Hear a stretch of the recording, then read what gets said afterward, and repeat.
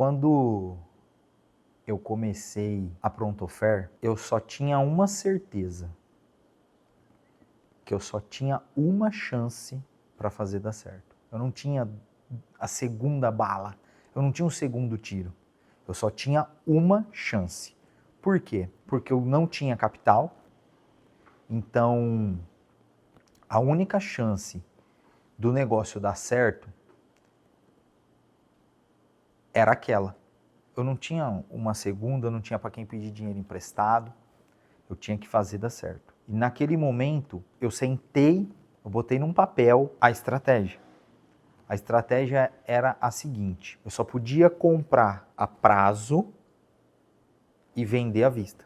Eu não tinha condição de vender a prazo, porque eu precisava transformar o material. Então eu comprava vergalhão em barra reta, daí eu beneficiava, eu cortava, dobrava e ainda ia armar. E isso tinha um tempo para fazer. E entre o tempo do pedido entrar e o tempo de eu receber, já era a hora de pagar o fornecedor. Como eu não tinha dinheiro, então eu só tinha uma chance de fazer dar certo. A única chance era como? Comprar de alguém que tivesse coragem de me vender para eu pagar com 30 dias, e na hora que eu fosse vender esse material que eu beneficiei, eu só conseguiria vender à vista. Então, a minha estratégia era: como que o meu concorrente se comporta no mercado? Eu precisei ir atrás da informação, ver que margem ele praticava, e eu tinha que praticar uma margem menor para ser interessante para o cliente comprar à vista, e daí eu consegui fazer todo o giro. Então, tudo começou dessa forma. Comecei com menos de R$ 1.000 em dinheiro, menos, não tinha dinheiro. Eu fui atrás de alguém que eu já conhecia, porque eu já estava no ramo, e o cara me confiou, por exemplo, 5, 6 mil reais de crédito. Aí veio, me trouxe o material, eu beneficiei, os 6 mil que ele me confiou, naquele momento, virou 12, eu paguei os custos de transformação, a mão de obra, e paguei o fornecedor e fui de novo.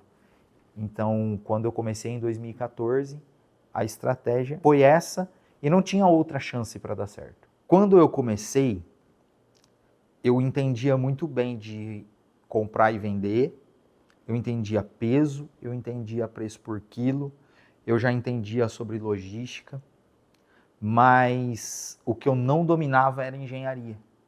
Então, apesar de eu trabalhar no setor de engenharia, eu ainda não dominava projetos estruturais.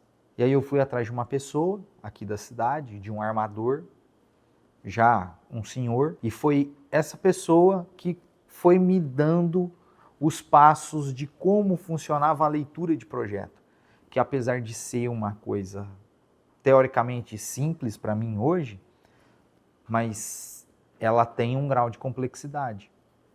É uma coisa muito técnica. E eu precisei dessa pessoa, ele começou lá trabalhando comigo, e aí eu fui contratando outras pessoas que sabiam menos, mas que eram melhor de braço, que conseguiam, que tinham mais habilidade e mais agilidade do que ele, porque ele já tinha algum avanço de idade, né? Então, quando tudo começou a acontecer, eu precisei de 2 pessoas. Primeiro, um cara mais novo para aguentar fazer mais força, e um outro mais senhor, um cara com um pouco mais de experiência, mais velho, que conseguia passar todo o conhecimento e tinha a humildade ali, né, a coragem de passar o conhecimento dele para frente. Então foi isso que fez o negócio dar certo ali naquele primeiro momento. Precisei de mim, da minha capacidade técnica, da minha capacidade de conhecimento sobre vendas para fazer os negócios, um cara mais técnico para conseguir ler os projetos e fazer tudo acontecer.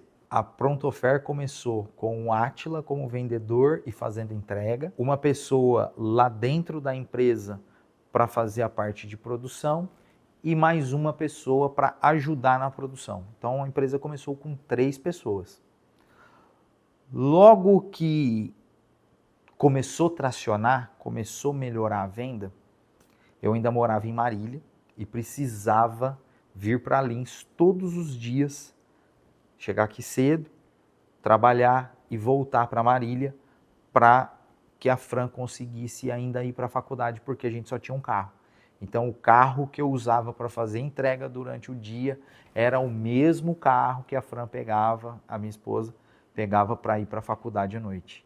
Então foi um momento, foi um início bem complexo, bem difícil, onde precisei fazer muita força para conseguir fazer dar certo. Até que em um determinado dia, isso não durou muito tempo, coisa de 2, 3 meses, eu bati o carro na BR, porque eu andava muito acelerado e precisava chegar, e aí em algum momento eu sofri um acidente. Não aconteceu nada grave, eu bati numa perua Kombi lotada de armador.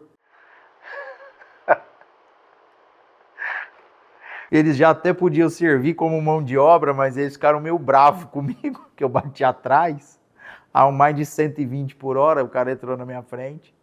Não aconteceu nada muito grave, mas eles também não quiseram ser meu armador, já estavam trabalhando ali na rodovia.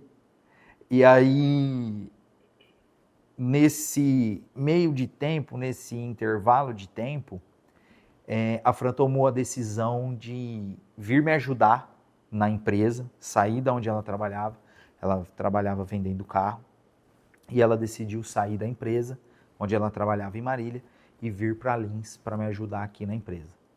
Então, o início de tudo foi isso, a gente se mudou em 1 ou 2 meses de início de operação, a gente tomou a decisão de mudar a família inteira para Lins e vir começar o negócio, eu e a minha esposa, mergulhar de cabeça nessa operação, nessa empreitada. Nos últimos anos, a empresa começou a tracionar mais, eu comecei a perceber um crescimento de demanda pelo tipo de serviço que a gente oferece, e eu tomei a decisão de fazer um investimento em um galpão, uma sede própria, com um galpão apropriado para o tipo de negócio que eu executo. A gente tomou a decisão de fazer esse investimento. Eu fui para uma área física aproximadamente mais que o dobro do tamanho de onde eu operava. Aí a coisa começou a ficar mais complexa, porque quando eu fiz a mudança para esse outro espaço,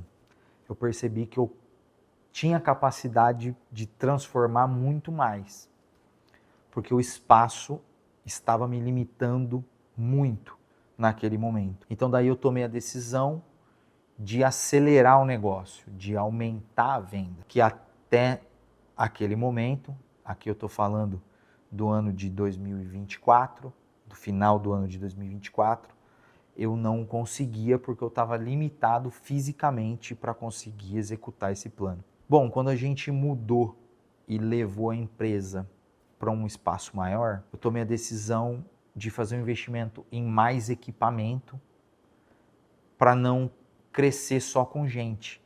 Então, aumentar a minha capacidade produtiva com máquina e tentar não levantar a mesma proporção com gente, não tracionar com a mesma proporção com pessoas. E foi o que aconteceu no ano de 2025.